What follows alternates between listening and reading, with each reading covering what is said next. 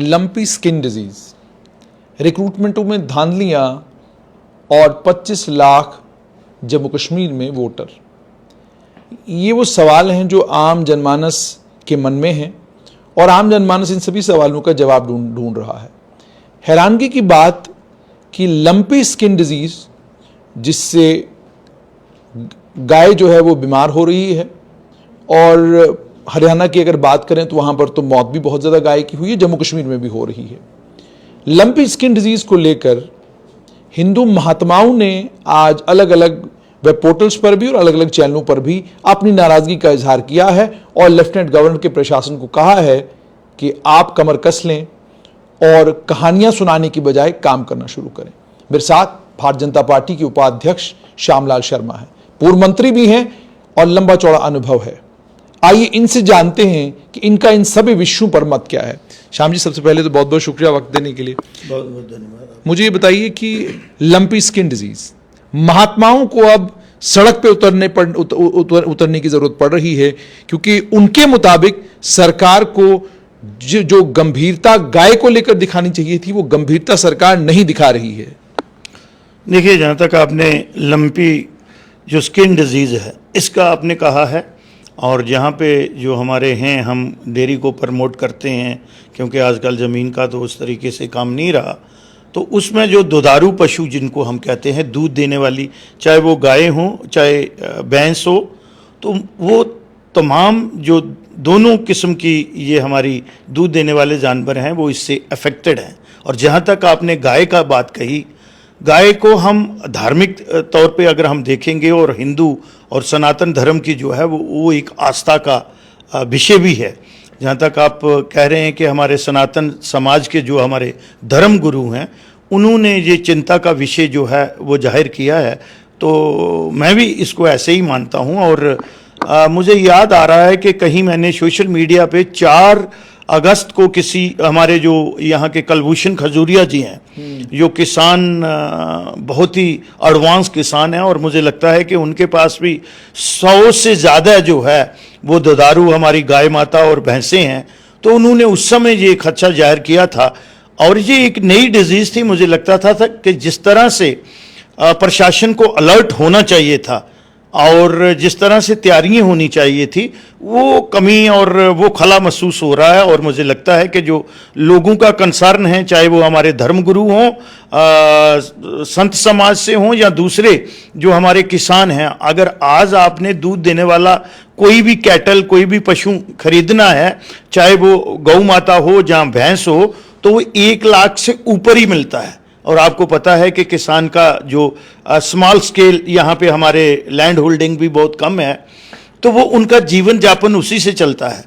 कहीं ना कहीं मुझे लगता है कि जिस तरह से हमने वेटरनरी को यहाँ प्रमोट करना चाहिए, स्लोगन तो बड़े बड़े आते हैं कि हम ये हमारा मिल्क डेफिसिट स्टेट है, इसको हम किस तरह से कंपनसेट करें, और गवर्नमेंट ऑफ इंडिया की तरफ से उसके लिए इंसेंटिव भी आ रहे हैं, चाहे वो डेयरी यूनिट हो चाहे स्मॉल स्केल यूनिट हो, बट उनके सर्वाइवल के लिए भी ये प्रावधान होने चाहिए। और जो हमारे वेटनरी सेंटर्स हैं, चाहे हॉस्पिटल हैं, चाहे हमारे रिसर्च इंस्टीट्यूट हैं, उसी पर आऊँगा। श्याम जी, मिसालें मिल रही हैं, कह रहे हैं कि जो स्कॉस्ट यूनिवर्सिटी है जिसकी जिम्मेदारी थी इन तमाम चीज़ों पर नज़र रखने की, स्कॉस्ट यूनिवर्सिटी को लेकर शिकायत अब ये लोग करने लगे हैं, संत समाज के लोग भी करने लगे हैं कि जी वहाँ पर ज़्यादातर बाकी तमाम जानवरों का इलाज होता है, लेकिन गाय का, बैल का, भैंस का, ये जो दूध देने वाले जानवर हैं, इनका इलाज जो है बड़ा कम होता है। तो आपसे मैं जानना चाहूँगा ये कि ये जो प्रायोरिटाइज करके रखा है, कि ये भी बताया जाता है कि बहुत बड़े बड़े लोगों की गाड़ियां आती हैं तो वो आपको यूनिवर्सिटी के अंदर नजर आती हैं, लेकिन लंपी स्किन डिजीज को लेकर जो गंभीरता दिखानी चाहिए थी स्कॉस्ट को, वो गंभीरता दिखाता स्कॉस्ट नजर नहीं आ रहा। इसको कैसे देखते हैं आप? देखिए, मैं इस तरह से देखता हूं कि समाज भी हमारा जो जुड़ गया है, आपको पता है जिस तरफ आप इशारा करते हैं कि हम अलग अलग किस्म के, अलग अलग नस्ल के कुत्ते लाते हैं, उसमें हमें संस्कृत में श्वांग भी कहते हैं, तो हमारे जो धार्मिक ग्रंथ हैं उसमें जो मर्यादा का पालन किया गया है, तो उसमें इन चीजों को जो है वो वर्जित भी किया गया है। मैं उसमें नहीं जाना चाहता हूं, वो एक ट्रेंड बन गया है और एक फैशन बन गया है, मैं उसको भी नहीं छेड़ना चाहता हूं। सबसे पहले तो जो फर्स्ट प्रायोरिटी और जिसकी जिम्मेवारी है, मैं इसलिए कह रहा हूं कि वो हमारा जो यहाँ वेटरनरी जो जानवर्स का हमारा यहाँ पे चिकित्सालय है उसको काम करना है। और मुझे लगता है कि वो हर एरिया में ये हमारे वेटरनरी सेंटर्स भी हैं, वेटरनरी हॉस्पिटल्स भी हैं, फर्स्ट प्रायोरिटी इसकी है। जो आप एग्रीकल्चर यूनिवर्सिटी की बात कर रहे हैं, स्कॉस की बात कर रहे हैं, उनका काम है रिसर्च का काम करना। और जो ही उनको पता चला था, मुझे लगता था कि ये स्टेट सब्जेक्ट है, यहाँ के वेटरनरी डिपार्टमेंट को प्रोएक्टिव होके, क्योंकि ये एग्रीकल्चर डिपार्टमेंट के अधीन आता है। ठीक। और मुझे नहीं, मैं किसी को ये बात नहीं कहूंगा, इसी तरीके से जो एडमिनिस्ट्रेटिव सेक्रेटरी थे उस समय वो हेल्थ में थे। ठीक। और कोविड में क्या हाल हुआ था। ठीक। मेरे अजीज हैं, मैं ऐसी बात नहीं करना चाहता हूं, लेकिन मुझे लगता है कहीं ना कहीं ये एडमिनिस्ट्रेशन की जो है वो नींद नहीं खुल रही है। और जिस जानवर का नुकसान हो रहा है और लोगों की जानो माल की हिफाजत करना, ये गवर्नमेंट की प्रायोरिटी है। लेकिन आप तो प्रायोरिटी कह रहे हैं। भारतीय जनता पार्टी की अगर मैं बात करूं तो बड़े सारे राज्यों में तो गाय को लेकर, जो कि हिंदू धर्म में भी और ये आस्था के साथ भी, हिंदुओं की आस्था के साथ भी जुड़ा हुआ मसला है, तो बड़े सारे राज्यों में तो आपने कानून बनवाया गाय को लेकर, बड़ी गंभीरता आपके अंदर गाय को लेकर नजर आती है। लेकिन जम्मू कश्मीर में चित्र अब देखने को मिल रहे हैं कि गाय अगर मर रही है कहीं पर तो आप प्राण त्याग रही है कहीं पर, तो आप उनको देखते हैं कि वो तवी के किनारे पर लोग छोड़कर जा रहे हैं। ठीक है, तो कुछ तस्वीरें भी सामने आई हैं। तो इतना गंभीर मामला, और इस इतने गंभीर मामले को लेकर, जिसको लेकर बीजेपी बहुत सेंटिमेंटल, बड़ी इमोशनल रहती है, आज उस तरह का सेंटिमेंट बीजेपी के अंदर जम्मू संभाग में आखिरकार नजर क्यों नहीं आ रहा? लोगों को इसके बारे में जो है वो अवेयर करना चाहिए था। ये जो है ये कम्युनिकेबल डिजीज है। ये जिस तरह से कोविड फैलता था, इस तरह से ये मल्टीप्लाई होती है और इसको सेग्रीगेट करना पड़ता है। वो मास अवेयरनेस भी जो है वो कहीं ना कहीं लुप्त हो रही है, वो कहीं नजर नहीं आ रही है जितनी अवेयरनेस हमारी होनी चाहिए। चाहे क्वांटिटी कम हो, जो लोग इसमें कर्मचारी लोग हैं। आपने सरकार से इसको लेकर कोई बात की? नहीं, सरकार से हमारे कुछ लोगों ने इस पे बात की है। मैं ये कहूंगा कि मेरी एक दो एडमिनिस्ट्रेशन के लोअर लेवल पे, चाहे यहाँ के चीफ एनिमल हस्बेंड्री ऑफिसर हों या दूसरे लोग हों, उनसे बात हुई है। सरकार के ना कमिश्नर सेक्रेटरी से, तो ना उनके ऊपर तो सीधे लेफ्टिनेंट गवर्नर साहब भी हैं जिनको सरकार आप कहते हैं, उनसे ये बात नहीं हुई। मुझे लगता है कि वो सोशल मीडिया के थ्रू, प्लस जो प्रोएक्टिव लोग हैं और जो हमारे एडवांस फार्मर्स हैं, मैंने कहा कि 4 जुलाई को या 4 अगस्त को एक प्रेस कॉन्फ्रेंस वो करते हैं, उसके बाद वो इसको रिवाइव भी करते हैं। तो डिपार्टमेंट क्यों सचेत नहीं हुआ? और ये कम्युनिकेबल डिजीज थी और ये हमें पंजाब और हरियाणा और राजस्थान से, और आपको पता है कि यहाँ चाहे वो शीप एंड गोट्स हों, जहाँ हमारे ये मवेशी हों जिनमें गाय भैंस हों, तो ये बाहर से इंपोर्ट होते हैं। और मोर ओवर जो आप कह रहे हैं कि जिनकी जान जा रही है, उनके शव को हमने किस तरह से डिस्पोज ऑफ करना है, वो अगर बाहर खुले में दौड़ रहे हैं तो फिर वो आगे मल्टीप्लाई हो रहा होगा। बिल्कुल। तो इसलिए मुझे लगता है कि इसमें गवर्नमेंट को सचेत होना चाहिए और लोगों को ज्यादा से ज्यादा जागृत करने के लिए मास अवेयरनेस, और उसके साथ साथ इसका जो ट्रीटमेंट है वो बहुत महंगा है। वेटरनरी का जो ट्रीटमेंट है वो बहुत महंगा है, और एक गरीब किसान जो है वो इस चीज को वियर नहीं कर सकता है। इसको एज ए एपिडेमिक, महामारी समझ के हमें इस समय गवर्नमेंट को जो है वो, मुझे लगता है, फ्रंट फुट पे आके इन तमाम चीजों के साथ जो है वो काम करना चाहिए। वो कहीं ना कहीं मिसिंग नजर आ रहा है। जैसे आपने कहा मिसिंग नजर आ रहा, थोड़ा राजनीति की तरफ आपको ले जाऊंगा। आपके कलीग भी रहे, आपके साथी भी रहे हैं। भारतीय जनता पार्टी में आकर देवेंद्र सिंह राणा को आज सह प्रभारी बनाया गया है हिमाचल प्रदेश के चुनावों का, और उनके ऊपर जो है नेशनल वाइस प्रेसिडेंट जो भारतीय जनता पार्टी के हैं वो रहेंगे। एक तो आप इसको देखते कैसे हैं, और क्या आप इस बात को मानेंगे कि इससे देवेंद्र सिंह राणा का रास्ता जो नेशनल पॉलिटिक्स के लिए है वो खुल गया है? और क्या इसमें कोई संदेश छुपा हुआ है आपके राज्य का, जो आपके जो राज्य का इस वक्त यहाँ का शीर्ष नेतृत्व है, उसके लिए कोई मैसेज है? बहुत से सवाल आपने कर दिए हैं, लेकिन मैं प्रेजेंट सिचुएशन की बात करूंगा। देवेंद्र सिंह राणा के साथ मेरे पिछले 35 साल से रिलेशंस हैं, हम दोस्ती रही है, चाहे वो उस पार रहे हम इस पार रहे, बहुत बार हमारे आपस में तकरार भी होते थे, डिफरेंस ऑफ ओपिनियन भी होते थे, और बैटल ऑफ आइडिया में हम एक दूसरे से लड़ते झगड़ते थे। तो वो बहुत कम लोगों को समझ आता है कि अब इसने ये बात की तो हम उसको पर्सनलाइज कर लेते हैं। उसकी कैपेसिटी है, मैं जो बात है मैं वो एडमिट करता हूं, चाहे मेरा दुश्मन भी होगा, आपने देखा हुआ है मुझे 25 साल से, तो आप भी देख रहे हैं। जिसकी जो काबिलियत है, मुझे लगता है कि उसकी कैपेसिटी है, और उससे मुझे लगता है, और हमारी नेवरिंग स्टेट भी है, और देवेंद्र सिंह राणा से अगर 18 घंटे भी आप काम लोगे और उसमें करने की सकत है, और बड़े पॉजिटिव अप्रोच से वो काम करते हैं। शीर्ष नेतृत्व के लिए कोई मैसेज भी? मुझे लगता है मैसेज हम शीर्ष नेतृत्व को क्या दे सकते हैं, लेकिन उन्होंने एक बड़ा लाउड एंड क्लियर मैसेज दिया है हम तमाम कार्यकर्ताओं के लिए कि यहां काम की पहचान होती है। इस पार्टी में काम की पहचान है। जिस तरह से मेरी भी आपको पता है कि इमीडिएटली मैंने तो कुछ नहीं मांगा था, उन्होंने वाइस प्रेसिडेंट और पूरी इज्जत दी। और आज मुझे लगता है कि इससे भारतीय जनता पार्टी में बहुत कर्मठ लोग हैं, हमसे बहुत सीनियर लोग भी हैं, लेकिन लगता है कि हमारी नेबरिंग स्टेट जो हैं, चाहे वो पंजाब हो, पंजाब में तो अभी इलेक्शन हुई है, और हिमाचल में, और उनका आपस में जान पहचान भी है, और वो जो भी उनसे अपेक्षा की गई है, हमारी हाईकमांड ने जो अपेक्षा की है, मैं यही कह सकता हूं कि देवेंद्र सिंह राणा पूरे तन मन धन के साथ अपने कर्म का निर्वाह करेगा। डॉक्टर फारूक अब्दुल्ला को लेकर उमर अब्दुल्ला को शिकायत है कि गुपकार में इज्जत नहीं मिल रही जिस तरह की इज्जत नेशनल कॉन्फ्रेंस को मिलनी चाहिए, और दूसरा नेशनल कॉन्फ्रेंस ने फैसला किया कि 90 की 90 सीटों पर नेशनल कॉन्फ्रेंस जम्मू कश्मीर में चुनाव लड़ेगी। आप तो खुश होंगे फैसले से? नहीं, हमें खुश होना या निराश होने की जरूरत ही नहीं है। अच्छी बात है, अच्छे कंपटीटर होने चाहिए, पर पता नहीं है कि उन्होंने कब स्टेटमेंट उमर साहब ने क्या देनी है और माननीय फारूक अब्दुल्ला साहब ने क्या देनी है, क्योंकि वो गुपकार अलायंस की भी अध्यक्षता चेयरमैन और पैटर्न वो ही हैं, और पार्टी के प्रेसिडेंट भी जो हैं वो कौन है?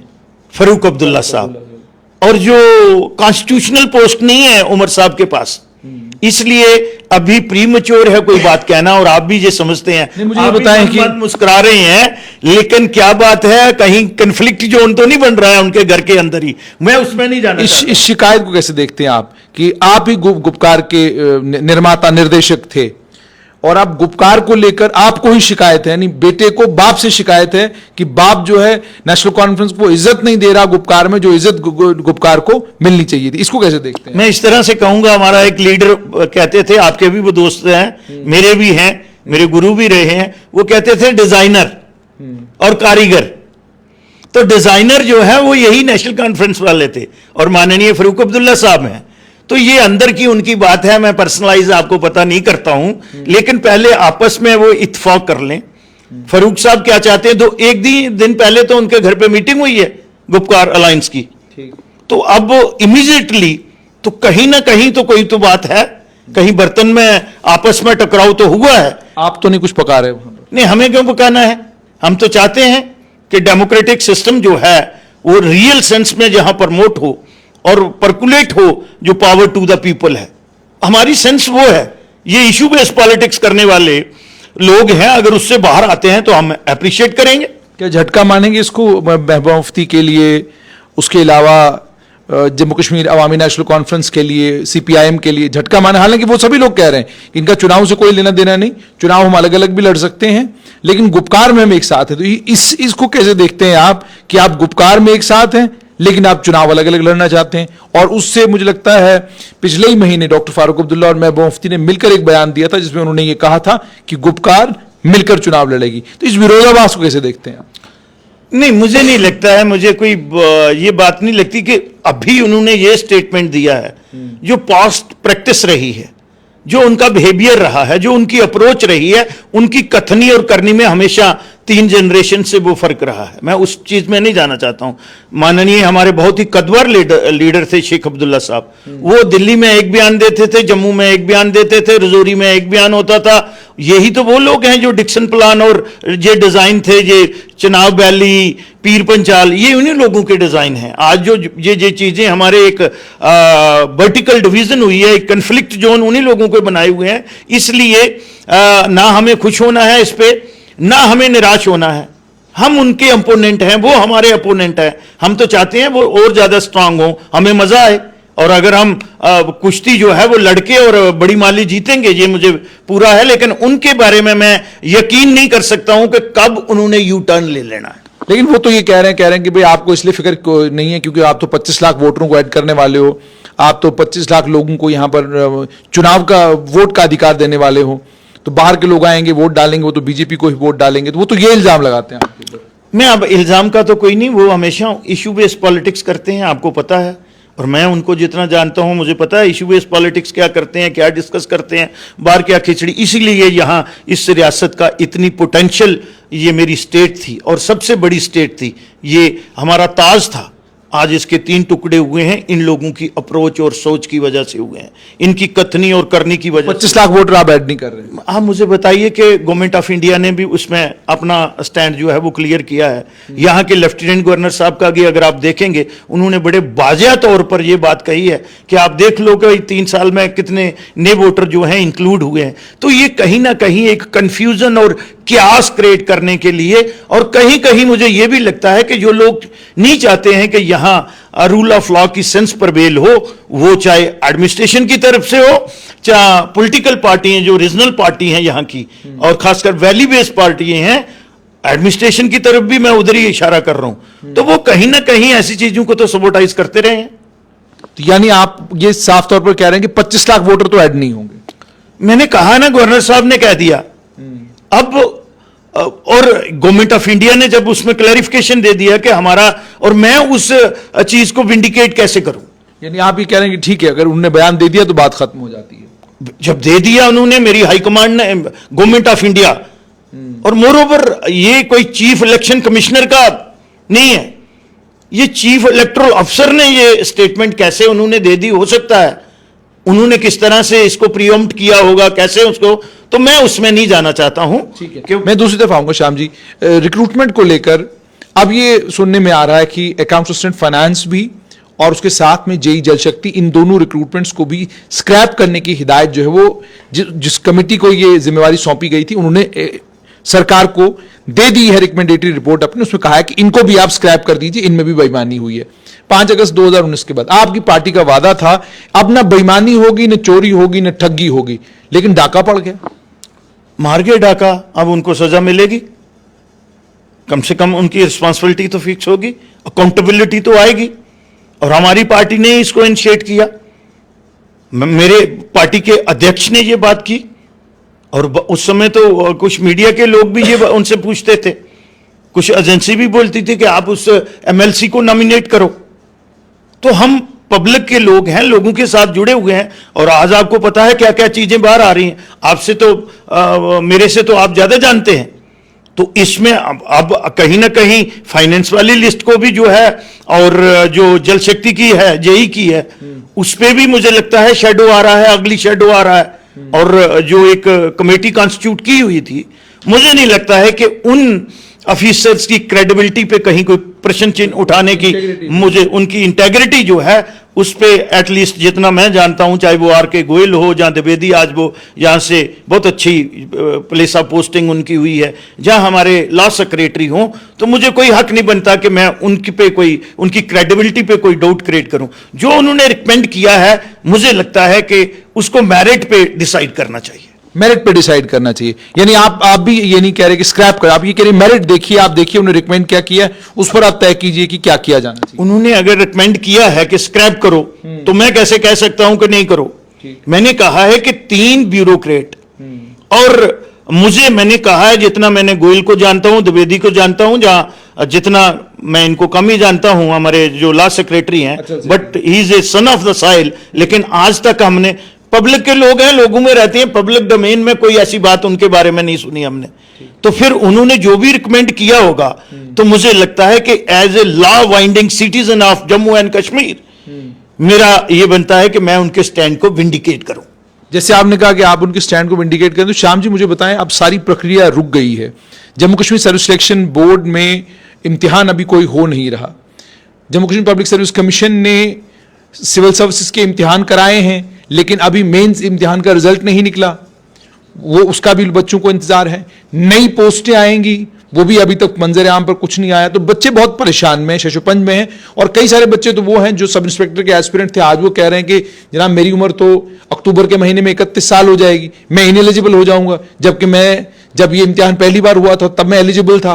तो अब इन बच्चों के लिए सरकार को क्या करना चाहिए, और ये जो सारा सिलसिला रुक गया है इसको आप कैसे देखते हैं? मुझे लगता है वन टाइम इस पे रिविजिट करना पड़ेगा। जब भी एजेंसी, जो भी रिक्रूटमेंट एजेंसी को असाइन करती है गवर्नमेंट, और खसूसन तौर पर आपके माध्यम से मैं यहाँ के लेफ्टिनेंट गवर्नर साहब मनोज सिन्हा साहब जी को ये गुजारिश करूंगा कि ये वाकई ऑन द ह्यूमटेरियन ग्राउंड, कहीं ना कहीं government state is always state, उनको ये प्रेरोगेटिव है उनके पास, और वो जब भी कोई ऐसा फैसला लें और रिक्रूटमेंट प्रोसेस जो है वो ट्रांसपेरेंट हो और रिस्पॉन्सिबिलिटी फिक्स हो, अकाउंटेबल हो, और ये जो बच्चे जो इसमें जिन्होंने क्वालिफाई किया है, जो अपीयर हुए हैं, एक मुझे लगता है एक ह्यूमन अप्रोच के साथ हमें आगे बढ़ना चाहिए और रिक्रूटमेंट प्रोसेस को जो है एक्सपीडाइट करना चाहिए। अब उन्होंने कहा है कि मिड ऑफ अक्टूबर में सब इंस्पेक्टर, लेकिन बाकी वालों की भी जो रिक्रूटमेंट है वो इमीडिएटली होनी चाहिए। और बहुत से डिपार्टमेंट जो हैं, बहुत सी पोस्टें वेकेंट बनी हुई हैं, और बार बार जी माननीय लेफ्टिनेंट गवर्नर साहब जी जो कहते हैं अपने भाषण में, जहां कहीं भी होता है तो उनका ये एक वक्तव्य आता है कि बिहार की पॉपुलेशन है और यहां प्राइवेट सेक्टर नहीं है। ये हम भी जानते हैं कि यहां हमारे रिसोर्स कम है और एक्सपेंडिचर ज्यादा है, लेकिन माननीय लेफ्टिनेंट गवर्नर साहब, ये बात होती है कि जो आदमी किसी का पेशेंट, और फिर हमें ये एक बीमारी लगी रही कि हम हिंदुस्तान के साथ नहीं जी, ये कोई अलग स्टेट है, अलग मुल्क है, यहाँ की जो लीडरशिप रही, चाहे उसमें मैं भी रहा हूं, तो हमने अपने जो रिसोर्स थे उनको प्रमोट नहीं किया। तो कहीं ना कहीं रिफॉर्म्स होंगे, लेकिन वो फेस मैनर में होते हैं, एट वंस नहीं होते। इन लोगों को मार थोड़ा देना है हमने। और जो हमारी एम्प्लॉयमेंट रेशो बढ़ रही है उसको हमने किस तरह से कम करना है, और अकाउंटेबल है आज की गवर्नमेंट। अब 2 साल तो माननीय लेफ्टिनेंट गवर्नर साहब को भी हो गए। तो मुझे लगता है कि हमारी कथनी और करनी को हमने जमीनी सतह पे परकुलेट करना है। बहुत बहुत शुक्रिया। तो आपने सुन लिया कि भारतीय जनता पार्टी के उपाध्यक्ष पूर्व मंत्री श्यामलाल शर्मा का यह कहना है, कथनी और करनी में फर्क नहीं होना चाहिए, जो आप कह रहे हैं वो आपको करना होगा। और साथ में इन्होंने एक बहुत इंपॉर्टेंट बात कही है कि माननीय लेफ्टिनेंट गवर्नर महोदय को यह भी सोचना होगा कि वो तमाम बच्चे जिन्होंने इस इम्तिहान में शिरकत की है, उनकी अगर एज का मसला है या बाकी कोई मसले, उन्हें रिजॉल्व किया जाए ताकि उन बच्चों का नुकसान ना हो।